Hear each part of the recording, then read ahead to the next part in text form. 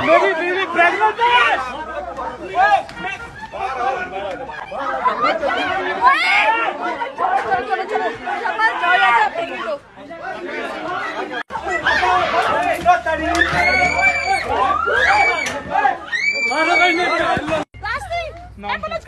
मेरी ऐनक भी तोड़ दी।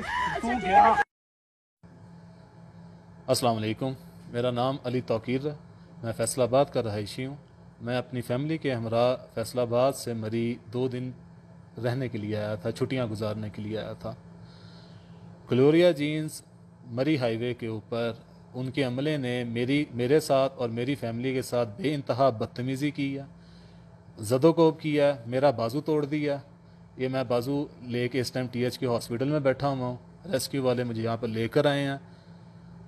मेरी बहनों को उन्होंने मारा है, तशद्दुद का निशाना बनाया है, छोटे बच्चे थे उनको धक्के दिए हैं उन्होंने।